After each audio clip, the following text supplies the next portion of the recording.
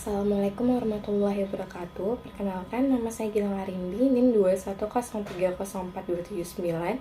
Saya akan menjelaskan tentang manajemen sumber daya manusia. Yang pertama dimulai dari tahap perencanaan, tahap rekrutmen, hingga ke tahap seleksi. Baik, untuk materi perencanaan sumber daya manusia, perencanaan pada dasarnya merupakan tahap awal dari sistem manajemen. Perencanaan kinerja dimulai dari visi dan misi perusahaan atau organisasi, perumusan tugas pokok dan struktur organisasi, sasaran dan fungsi-fungsi unit organisasi, hingga uraian jabatan, sasaran kinerja, dan rencana tindakan kinerja individu di masing-masing unit organisasi.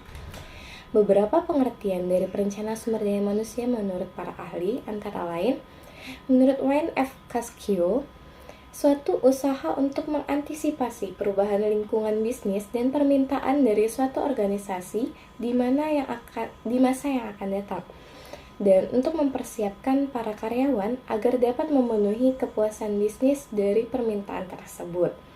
Yang kedua, menurut William H. Gould, suatu proses di mana manajemen menentukan bagaimana organisasi seharusnya dapat berubah dari posisi yang tetap menjadi posisi yang diinginkan. Beberapa tujuan dari perencanaan sumber daya manusia antara lain untuk menentukan kualitas dan kuantitas karyawan yang akan mengisi semua jabatan dalam perusahaan. Yang kedua, untuk menjamin ketersediaannya tenaga kerja masa kini maupun masa datang. Yang ketiga, untuk menghindari terjadinya mismanagement dan tumpang tindih dalam melaksanakan tugas. Yang keempat, untuk mempermudah koordinasi, integrasi, sinkronisasi, sehingga produktivitas kerja meningkat. Yang kelima, untuk menghindari kekurangan dan kelebihan karyawan. Yang keenam, untuk menjadi pedoman dalam menetapkan program penarikan, seleksi, pengembangan, kompensasi, pengintegrasian, pemeliharaan, kedisiplinan, dan pemberhentian karyawan. Yang ketujuh, menjadi pedoman dalam melaksanakan mutasi dan pensiun karyawan. Yang kedelapan, menjadi dasar dalam melakukan penilaian karyawan. Selanjutnya, pentingnya perencanaan sumber daya manusia. Bagi kepentingan individu, perencanaan sumber daya manusia memungkinkan seseorang untuk menetapkan tujuan yang ingin dicapai dengan melakukan kegiatan yang lebih terarah, efektif, dan efisien. Sedangkan untuk kepentingan bisnis, dalam hal personalia, kualitas, kuantitas, dan penempatan karyawan sudah tepat sesuai kebutuhan perusahaan. Direktur sumber daya manusia perusahaan juga dapat mengevaluasi apakah perusahaan maju atau tidak. Untuk kepentingan nasional, keberhasilan negara adalah sumber daya manusianya. Faktor-faktor yang mempengaruhi perencanaan sumber daya manusia antara lain ada faktor demografi, yaitu yang terpenting adalah kesadaran bahwa perubahan yang mendasar suatu perusahaan berlangsung dalam komposisi populasi dan berakibat terhadap tenaga kerja. Yang kedua, perubahan ekonomi, yaitu tidak mengejutkan jika kondisi ekonomi mempengaruhi manajemen sumber daya manusia. Inflasi sebagai kenyataan hidup merusak perencanaan biaya hidup seseorang. Tanpa perbaikan produktivitas dan perekonomian yang kuat, sangat sulit untuk mengendalikan inflasi dan bersaing di pasar dunia secara efektif. Selanjutnya, perubahan teknologi. Pengembangan dan penerapan teknologi baru berpengaruh terhadap praktik organisasi dan manajemen. Dengan perubahan teknologi, mungkin juga menyebabkan keterasingan di antara karyawan, ketertinggalan pengetahuan dan keterampilan. Selanjutnya, kondisi peraturan dan perundang-undang. Undang-undang diskriminasi kerja mempunyai hambatan yang besar terhadap kebutuhan perencanaan sumber daya manusia, demikian pula peraturan perpajakan negara federal, undang-undang perburuhan, kesehatan, dan keselamatan kerja. Langkah-langkah perencanaan sumber daya manusia untuk perencanaan kebutuhan di masa datang. Yang pertama, beberapa orang dengan kemampuan yang dibutuhkan perusahaan agar dipertahankan selama suatu jangka waktu yang dapat diperkirakan di masa depan. Yang kedua, perencanaan untuk keseimbangan masa depan, yaitu selisih antara angka dengan yang dibutuhkan oleh perusahaan akan membawa langkah ke berikutnya. Yang selanjutnya, perencanaan untuk pengadaan dan seleksi atau pemberhentian sementara. Bagaimana perusahaan dapat mencapai jumlah sumber daya manusia yang akan diperlukan. Yang keempat, perencanaan untuk pengembangan. bagaimana seharusnya pelatihan dan penyesuaian sumber daya manusia dalam perusahaan diatur sehingga perusahaan akan terjamin dalam hal pengisian yang kontinu terhadap tenaga-tenaga yang berpengalaman dan berkualitas. Prosedur perencanaan sumber daya manusia. Yang pertama, mengidentifikasi dengan jelas kualitas dan kuantitas sumber daya manusia yang diperlukan. Yang kedua, mengumpulkan informasi tentang sumber daya manusia tersebut. Yang ketiga, mengelompokkan dari analisis data. Yang keempat, menentukan berapa opsi. Yang kelima, rencananya adalah memilih yang terbaik dari opsi yang tersedia. Yang keenam, memberitahu karyawan tentang rencana yang akan dikerjakannya. Selanjutnya adalah rekrutmen. Pada prinsipnya yang disebut dengan rekrutmen adalah proses mencari, menemukan, dan menarik para pelamar untuk menjadi pegawai. Dan rekrutmen juga dapat didefinisikan sebagai serangkaian aktivitas mencari dan memikat pelamar kerja dengan motivasi, kemampuan, keahlian, dan pengetahuan yang diperlukan guna menutupi kekurangan yang diidentifikasikan dalam perencanaan pegawai. Tujuannya adalah untuk memaksimumkan efisiensi merupakan sebuah rekrutmen yang biasa dilakukan secara ketat. Menjaring calon pegawai yang berkualitas sehingga jika diterima kelak dapat memenuhi tuntutan organisasi. Program rekrutmen yang ideal adalah sebuah program di mana sejumlah pelamar yang berkualitas ditarik dan menerima posisi jabatan tertentu yang dilakukan dengan cara yang sangat efisien. Program rekrutmen yang baik perlu melayani banyak tujuan, yaitu rekrutmen sebagai alat keadilan sosial, rekrutmen sebagai teknik untuk memaksimumkan efisiensi, rekrutmen sebagai strategi responsivitas politik. Upaya mendapatkan pegawai yang baik dan memiliki komitmen yang tinggi memerlukan rancangan program rekrutmen yang baik. Dasar program rekrutmen yang baik mencakup faktor-faktor berikut. Yang pertama, program rekrutmen mengikat banyak pelamar yang memenuhi syarat. Program tidak pernah mengkompromikan standar seleksi, berlangsung atas dasar berkesinambungan. Program rekrutmen itu kreatif, imajinatif, dan inovatif. Metode rekrutmen itu ada dua. Yang pertama, metode tertutup, di mana sumber kandidat dari dalam perusahaan. Keuntungannya, kandidat dari dalam lebih berkomitmen pada perusahaan. Kandidat dari dalam juga membutuhkan lebih sedikit orientasi dan pelatihan. Kurangannya, tidak dapat memberikan informasi yang lebih lanjut mengenai hal mengapa karyawan tersebut ditolak dan apakah perlu dievaluasi. Yang kedua, saat semua manajer sampai ke satu tingkat posisi, mereka memiliki kecenderungan untuk mempertahankan suatu kode saat dibutuhkan area yang baru. Metode rekrutmen tertutup dapat dilakukan dengan beberapa alternatif, yaitu menemukan kandidat internal, di mana untuk menjadi efektif dari dalam membutuhkan penggunaan publikasi pekerjaan, catatan personal, dan data bank keterampilan. Yang kedua, mempekerjakan kembali karyawan. Mempekerjakan kembali mantan karyawan memiliki pro dan kontra. Sisi baiknya, mantan karyawan adalah kuantitas yang dikenal. Yang ketiga, perencanaan pengganti. Meramalkan ketersediaan kandidat eksekutif dan dari dalam sangat penting dalam perencanaan pengganti. Yang kedua adalah metode terbuka, sumber kandidat dari luar perusahaan. Sumber-sumber yang digunakan untuk menemukan kandidat dari luar, yang pertama itu periklanan. Agar berhasil dalam menggunakan iklan lowongan, perusahaan harus menekankan dua masalah, yaitu media periklanan dan konstruksi iklan. Yang kedua, media. Seleksi dari media terbaik yaitu koran lokal, Wall Street Journal, TV, ataupun internet. Yang ketiga, ada agen-agen pekerjaan.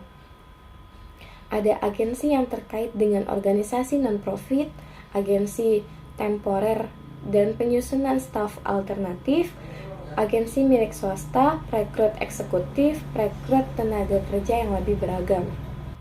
Kendala dalam rekrutmen, proses rekrutmen itu terlalu rumit, yang terlalu ketat sehingga seringkali berujung rumit dan sulit dalam penyaringan kandidat yang ada. sehingga tim HRD membutuhkan lebih banyak waktu dan tenaga untuk dapat menyelesaikan tahap rekrutmen tersebut. Selanjutnya, jumlah kandidat terlalu banyak. Biasanya jumlah kandidat yang terlalu banyak juga menjadi masalah ketika tahap rekrutmen. Yang terakhir itu tantangannya sulit untuk mendapatkan kandidat yang sesuai. Solusi permasalahan ini adalah pihak HRD perlu menentukan metode rekrutmen terbuka atau tertutup yang diperlukan oleh perusahaan. Selanjutnya, pengaruh eksternal terhadap rekrutmen. Kondisi eksternal organisasi memiliki pengaruh yang signifikan dalam proses rekrutmen. Kondisi sosial ekonomi, kondisi politik, keputusan-keputusan pengadilan, serta jumlah peraturan mengenai tindakan afirmatif ikut memberikan masukan pertimbangan dalam rekrutmen. Di dalam proses rekrutmen akan memperhatikan faktor ekonomi, politik, dan kebijakan mengenai tindakan afirmatif. Aspek penting mempertimbangkan ketiga faktor tersebut seperti rekrutmen berdasarkan faktor ekonomi. Gejolak ekonomi dan krisis yang terjadi mengakibatkan sejumlah besar tenaga kerja dipaksa dilepaskan oleh sejumlah badan usaha. Yang kedua, rekrutmen berdasarkan peningkatan politik. Ada beberapa pegawai yang diangkat berdasarkan pada pertimbangan politik. Faktor yang mempengaruhi rekrutmen karena perubahan prioritas program mempengaruhi permintaan dan penawaran untuk berbagai jabatan publik. Yang ketiga, rekrutmen berdasarkan pengaruh affirmative action. Affirmative action merupakan suatu fungsi kepegawaian yang paling kritis karena sebagai fungsi yang berpengaruh terhadap proses procurement atau suatu lembaga pemerintah merekrut, menyeleksi, mengangkat, mempromosikan, dan menempatkan seorang pegawai. Materi selanjutnya yaitu seleksi. Perencanaan mempunyai peran yang sangat penting, bahkan ada orang berpendapat bahwa melaksanakan pekerjaan tanpa perencanaan sama aja dengan merencanakan kegagalan. Dalam melakukan penerimaan karyawan, seleksi sangat penting untuk dilakukan, karena karyawan adalah kekayaan atau aset utama dari setiap perusahaan. Seleksi adalah usaha pertama yang harus dilakukan perusahaan untuk memperoleh karyawan yang qualified dan kompeten yang akan menjabat serta mengerjakan semua pekerjaan pada perusahaan. Ada beberapa faktor yang mempengaruhi proses seleksi. Yang pertama, latar belakang pribadi mencakup pendidikan dan pengalaman kerja untuk menunjukkan apa yang telah dilakukan seseorang. Yang kedua, bakat dan minat untuk memperkirakan minat dan kapasitas seseorang.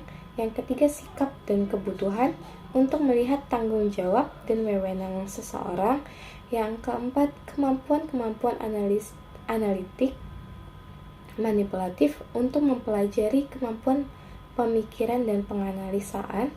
Yang kelima, keterampilan dan kemampuan teknik untuk menilai kemampuan dalam pelaksanaan aspek-aspek teknik pekerjaan. Tahap-tahap seleksi tenaga kerja. Yang pertama itu penerimaan pendahuluan. Jika pelamar datang sendiri, wawancara pendahuluan dapat dilakukan. Ini akan sangat membantu dalam upaya menghilangkan kesalahpahaman dan menghindari pencarian informasi dari sumber tidak resmi. Yang kedua, tes penerimaan. Tes penerimaan merupakan berbagai peralatan bantu yang menilai kemungkinan padunya antara kemampuan, pengalaman, dan kepribadian pelamar dan persyaratan jabatan. Agar tes dapat meloloskan para pelamar yang tepat, maka ia harus valid, yaitu bahwa skor-skor tes mempunyai hubungan yang signifikan dengan prestasi kerja atau dengan kriteria-kriteria relevan lainnya. Jika skor tes dan prestasi kerja tidak mempunyai hubungan, tes adalah tidak valid dan seharusnya tidak digunakan untuk seleksi. Beberapa tes yang dilakukan yaitu tes psikologi. Tes psikologi adalah berbagai peralatan tes yang mengukur atau menguji kepribadian atau temperamen, bakat, minat, kecerdasan, dan keinginan berprestasi. Itu terbagi lagi, ada tes kecerdasan, tes kepribadian, tes minat, dan tes prestasi. Selanjutnya ada tes pengetahuan umum. Bentuk tes yang menguji informasi atau pengalaman yang yang dimiliki para pelamar. Pengetahuan yang diujikan harus sesuai dengan kebutuhan untuk melaksanakan pekerjaan. Yang ketiga ada tes performa. Bentuk tes untuk mengukur kemampuan para pelamar dalam melaksanakan beberapa bagian pekerjaan yang akan dipegangnya. Selanjutnya ada wawancara seleksi. Wawancara seleksi adalah percakapan formal dan dalam yang dilakukan untuk mengevaluasi hal dapat diterima atau tidak diterimanya seseorang pelamar. Wawancara mencari jawaban dari pertanyaan-pertanyaan umum. Wawancara merupakan teknik seleksi yang paling luas digunakan. Suatu studi melaporkan bahwa 90% perusahaan melakukan wawancara. Tujuan utama wawancara pekerjaan adalah untuk menghimpun informasi bagi pembuatan keputusan seleksi. Wawancara yang dikembangkan secara cermat dapat membuatnya mungkin untuk mencapai tingkat keandalan yang dapat diterima. Adapun wawancara tersebut adalah yang pertama informasi mengenai pelamar, karena informasi yang diperoleh lewat alat seleksi yang lain mungkin tidak lengkap. Wawancara memberikan kesempatan bagi informasi aktual untuk dijernihkan dan diinterpretasikan. Yang kedua, menjual perusahaan. Wawancara pekerjaan membuka kesempatan lebar bagi pewawancara untuk meyakinkan si pelamar bahwa organisasi tersebut merupakan tempat yang baik untuk bekerja. Selanjutnya, informasi mengenai perusahaan. Selama wawancara, informasi untuk mengenai perusahaan, kebijakan, dan kesempatan kerja dijelaskan terhadap pelamar, sehingga pewawancara perlu untuk mengarahkan pelamar terhadap jenis kesempatan di dalam perusahaan. Selanjutnya, menjalin persahabatan. Wawancara haruslah mewakili hubungan antar pribadi yang bersahabat. Pada saat pewawancara dan pelamar mengakhiri wawancara, kedua belah pihak hendaknya berpisah dengan perasaan bahwa mereka adalah sahabat. Wawancara seleksi mempunyai dua kelemahan utama, yaitu reliabilitas dan validitas. Pelaksana wawancara sering menghasilkan informasi yang bervariasi dari satu pewawancara dan pewawancara lainnya. Reliabilitas dapat ditingkatkan jika perusahaan menggunakan pertanyaan identik yang telah ditentukan sebelumnya dan pewawancara dilatih untuk melaporkan tanggapan-tanggapan pelamar secara sistematik. Di lain pihak, hasil wawancara sering tidak sepenuhnya valid dan tidak dapat mengungkapkan potensi pelamar yang sebenarnya.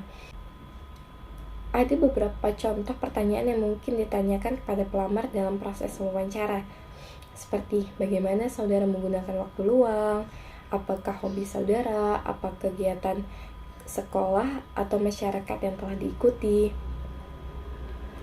Baru ceritakan pekerjaan yang ideal bagi saudara, pelamar, mengapa ingin bekerja pada perusahaan kami. Baiklah, sekian penjelasan saya mengenai manajemen sumber daya manusia mulai dari tahap perencanaan, rekrutmen, hingga seleksi. Assalamualaikum warahmatullahi wabarakatuh.